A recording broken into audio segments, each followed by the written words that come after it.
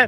ये मेरा निजी विचार है, आप क्या कहते हैं अपना जवाब लिखें। धन्यवाद। जय हिंद, जय भारत, जय देव उत्तराखंड, जय बाबा बौखनाथ। बलि चढ़ाई तो बलि चढ़ा, आगे पानी, आगे खून गया, पीछे से पानी गया। धन्यवाद। तो दोस्तों ये थी छोटी सी कहानी। यहाँ पर ये जो आकृति बनी हुई है, कल की आकृति तो आज कुछ और थी और आज की आकृति हो रहा है। कल सिंगल वहाँ पर एक आकृति, आज बगल में अगर आप ध्यान से देख पाए छोटे से कैमरे के जरिए तो ऐसा लग रहा है कि कोई बाबा के सामने जो है नतमस्तक होके कोई विनती कर रहा है। चलिए आज की इस वीडियो में मैं आपको जोड़ना चाहूँगा उस कहानी से। माधव सिंह भंडारी का इतिहास शायद आप सभी ने सुना होगा। मलिथा की घटना है। वहाँ पर आज नहीं, पूर्व में कई वर्षों पूर्व वहाँ पर जो है छेंडू यानी कि इसी तरह टनल बनाई गई थी, लेकिन फ़र्क इतना था कि वो जो टनल बन रही थी वो इसलिए थी कि हमारी भूमि को यहाँ सिंचित किया जाए, क्योंकि वहाँ पानी की कमी थी। और आज इसलिए है कि आवागमन का साधन हो सके और जल्दी पहुँचे। देखिए कहते हैं देर आए दुरुस्त आए। आज हमने ज़िंदगी की भाग दौड़ में, ये जल्दबाजी के चक्कर में, जो ये हापादापी में नए नए जो आविष्कार हो रहे हैं, ये कहीं ना कहीं देवभूमि उत्तराखंड को आज खंडित करने का काम कर रहे हैं। देवभूमि उत्तराखंड हमारा है नहीं, पूरे संसार का एक मस्तिष्क है और मस्तिष्क में जब हथौड़ा चलता है तो उसका क्या असर होता है ये आप भली भांति जानते हैं। चलिए अब मैं सीधा जोड़ना चाहूँगा आपको माधव सिंह भंडारी के जो टनल बनाने की सोच थी उसके लिए। जब उन्होंने टनल और मैनुअल उस ज़माने में बनाई होगी तो बताया जाता है कि सामने जो है नदी थी और इस ओर पूरा प्लेन हो चुका था, लेकिन पानी वहाँ से यहाँ तक नहीं पहुँच पा रहा था। रात को उन्हें सपना होता है और उसमें कहा जाता है कि बलि चाहिए और मनुष्य की बलि देनी पड़ेगी, तब जाके ये पानी यहाँ से निकलेगा। तो माधव सिंह भंडारी पूरी रात भर नहीं सोए। उनका एक ही लड़का था, ऐसा बताया जाता है, कहीं गलत हो तो माफ़ करना। और उन्होंने जब उसकी गर्दन काटी तो आगे आगे खून चला और पीछे पीछे पानी, आगे आगे खून चला और पीछे पीछे पानी, जिसको देखकर हुई सभी को हैरानी। लेकिन आज चाहे ट्रेन की बात करें, चाहे हम आवागमन के लिए जल्दी रास्तों की बात करें, चाहे या डैम बन रहे हो, ये कहीं ना कहीं आज प्रकृति से छेड़छाड़ हो रही है। मैं फिर दोहराना चाहूँगा, वो वक्त था, वो सोच थी कि कैसे हमारे खेत और खलिहान बच सके, यहाँ तक पानी पहुँच सके। और आज हमारे खेत और खलिहान और पानी पे ये ज़मीनी आक्रमण जो आज सरकारों के द्वारा हो रहा है, बड़ी बड़ी योजनाएं आज जो शहर के केंद्र में बनती हैं और आगे लागू कर दी जाती हैं देवभूमि उत्तराखंड के अंदर, ये कहीं ना कहीं एक दिन विनाश का रूप लेगा। और आप देखिए पूरी फौज, पूरा मीडिया, एसडीएफ, एसडीआरएफ टोटल लोग यहाँ पहुँचे और हुआ लास्ट में वही कि इन्होंने पहले कह दिया था कि यहाँ पर आपको बाबा बौखनाथ की पहले पूजा करनी पड़ेगी, लेकिन दोस्तों उसे नज़रअंदाज किया गया।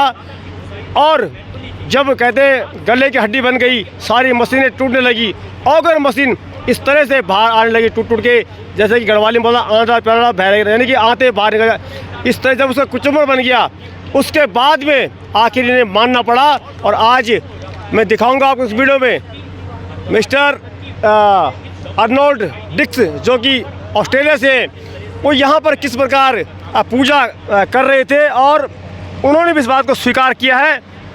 सामने आप ठीक मंदिर देख पा रहे होंगे। यहाँ पर ये जो आकृति बनी हुई है, कल की आकृति तो आज कुछ और थी और आज की आकृति हो रहा है।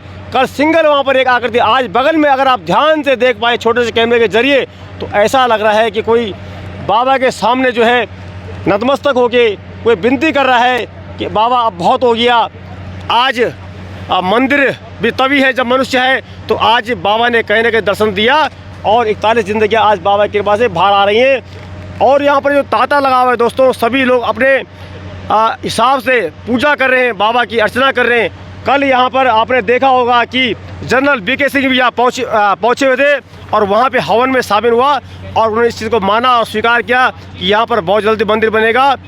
और इससे भी बड़ी खुशी की बात ये है, कैमरा थोड़ा सीधा करना है दोस्तों, इससे भी बड़ी खुशी की बात है कि उस बीच में एक महिला, उस बहन ने बोला कि अगर ये मंदिर नहीं बनाएंगे, मंदिर हम लोग इकट्ठा करके अपने पैसे बना देंगे, लेकिन आज हमारे मंदिर से पहले मनुष्य ज़रूरी है।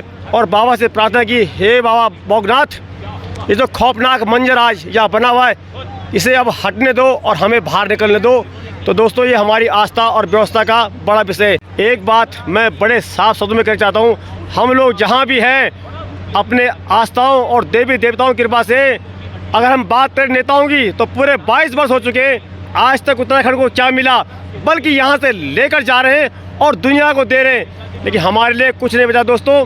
इसलिए आज हमें भी जागना होगा, कहीं ऐसा ना हो कि इस विकास में हमारा विनाश हो जाए। लोग यहाँ आएंगे हवाई जहाज में यात्रा कर जाएंगे, लेकिन हम लोग यहाँ ऐसे ही फंसे रहेंगे। एक माता जी हमारे साथ में, प्रणाम।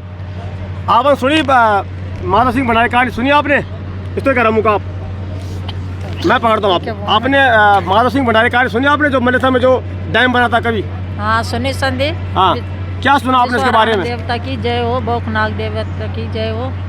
थोड़ा थोड़ा सुना मैंने कि माधव सिंह भंडारी नहीं, एक वहाँ पे जो है छंड ना ये डैम में, हाँ वहाँ बल डाम बन रहे थे, आगे उन डाम नहीं बन रहे थे, बोला उन्होंने बोला बल्कि बलि चढ़ाओ। बिल्कुल। और माधव सिंह भंडारी रात भर सोआ नहीं, उन्होंने बोले कि क्या करूं। और एक ही बेटा था माधव सिंह भंडारी का, उन्होंने उसकी गर्दन काट के और आगे खून चला, पीछे पीछे पानी। ये सत्य घटना है। माधव सिंह भंडारी ने रात भर सीढ़ी नहीं, तब रात भर सोचता है ना, तो रात नौता ना पर बेटा की बलि चढ़ाई, तो बलि चढ़ा, आगे पानी, आगे खून गया, पीछे से पानी गया। धन्यवाद। तो दोस्तों ये थी छोटी सी कहानी कि ये जो पहले का जो टनल था, पहले जो टनल बन रही थी, यानी वो भी एक किस्म से एक टनल थी जिसे हम पहले गढ़वाली भाषा में कहते हैं छंडू, लेकिन वो था विकास के लिए और ये है विनाश के लिए। यानी कि वो हमारे खेत और खलिहानों को बचाने के लिए एक प्रक्रिया थी और ये आज हमारे खेत और खलिहानों को मिटाने की एक प्रक्रिया है। कभी माधव सिंह भंडारी जी का जो बलिदान था उसके बारे में सुना, कुछ बताएंगे आप?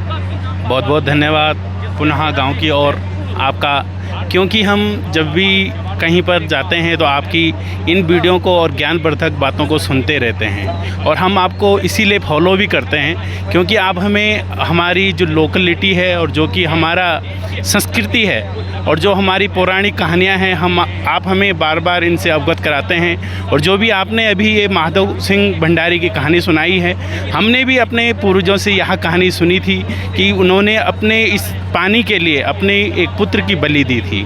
तो बहुत बहुत धन्यवाद है आपका, क्योंकि आपने, हम देखते हैं, मैं 5 दिनों से आपकी यहाँ जो आप लाइव प्रसारण कर रहे थे, यहाँ की घटनाओं को सबको दिखा रहे थे, तो मुझे बहुत खुशी होती थी कि आप इतने कठिन और विकट परिस्थिति में यहाँ पर रहकर हर क्षण का हमें अवगत करा रहे थे। जब मैं दूर रहकर भी आपकी हर कहानियों को सुनता था, हर वीडियो को देखता था कि वहाँ पर क्या हो रहा है, और जैसे जिस प्रकार से आप इन घटनाओं को, और जो कि हमारी पौराणिक पुनः गांव की ओर, सबसे बड़ा खुशी मुझे यहाँ होती है कि जब आपका नाम और आपकी यहाँ शीर्षक का नाम सुनता हूँ कि पुनः गांव की ओर, और आपकी यहाँ बोली और आपकी गढ़वाली बोली से आप जैसे भी लोगों को अवगत कराते हैं, हमें और हर किसी को आनंद आता है। और ऐसे ही आप माधव सिंह भंडारी और जहाँ बौखनाक देवता जैसे बड़ी बड़ी पौराणिक कथाएं हैं, इनको लोगों को सुनाएं और देश विदेश तक हमारी यह कथा लोगों को जाए। बहुत बहुत धन्यवाद पुनः गाँव की ओर। बहुत बहुत धन्यवाद भाई साहब आपका। आप लगातार यहाँ पर इस कड़ाके की ठंड में 5 दिनों से यहाँ पर मौजूद हैं और समस्त मीडिया और शासन प्रशासन अपनी पूरी जिम्मेदारी और बखूबी से कार्य कर रहा है। पहले तो मैं धन्यवाद तमाम सोशल मीडिया के लोगों को का देना चाहता हूँ, जो लगातार प्रयास कर ये दिखा रहे हैं। यदि ये मीडिया ना होती तो आज संभव नहीं था कि ये लोग आज बाहर निकल पाते, यहीं अंदर ही ख़त्म हो जाते, कुछ पता नहीं था। और बाबा बौखनाथ जी का भी मैं चरणों में प्रणाम करूँगा, जिन्होंने आज उनकी अपनी कृपा बना के रखी और उनको बाहर निकालने में अपनी पूरी भूमिका निभा रहे हैं। आज वो हमारे सामने अभी वो लोग निकलने वाले हैं। तो देवभूमि उत्तराखंड में कण कण में भगवान है, यही आज सच्चाई है। जो मानने पे मानो तो सब कुछ भगवान है, ना मानो तो कुछ नहीं है। तो ये आपको आज प्रत्यक्ष दिख रहा है। तो मैं चाहूँगा, धन्यवाद करना चाहूँगा सभी का। जय गौ माता। ये मेरा निजी विचार है, आप क्या कहते हैं अपना जवाब लिखें। धन्यवाद। जय हिंद, जय भारत, जय देव उत्तराखंड, जय बाबा बौखनाथ।